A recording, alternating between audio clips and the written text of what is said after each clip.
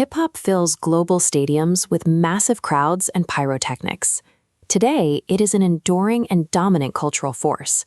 At the center of all that scale is a single debate that has remained unresolved for 30 years: Tupac or Biggie? Looking at this Billboard cover validating industry rankings, it is clear their status remains untouchable. Decades later, they still dominate the top spots on major editorial lists. Both of their lives ended violently and prematurely. The deep public mourning created a tragic mythos that often obscures the mechanics of their actual music. A new listener today faces a massive dilemma, navigating decades of intimidating hype, backed by a confusing wall of messy posthumous releases.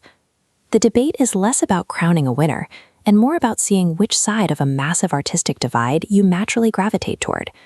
To figure out where to start, we must look past the 1990s coastal rivalry and focus on the specific ways these two built their music.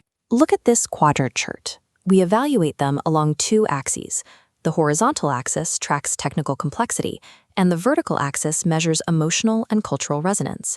We are auditing the input, how much active attention you need to dissect a verse, against the outcome, which is the specific type of musical satisfaction you get back.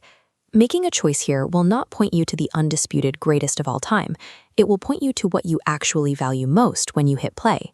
We start with the notorious Biggie, an artist widely considered the ultimate standard for flow and technical mastery.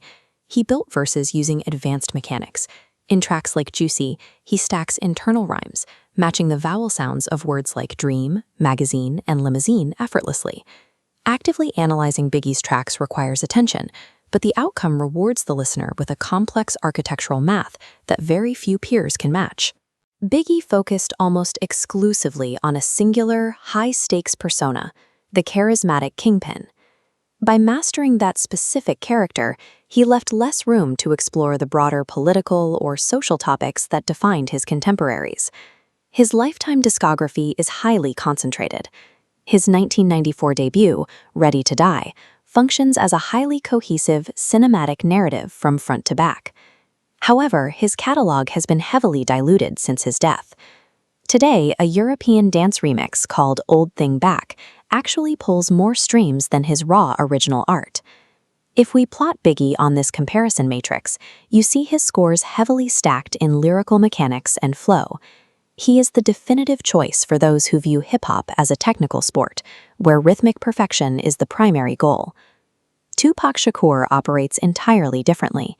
He was a massive cultural force defined by raw emotion and socio-political activism. His thematic range was vast. He provided a platform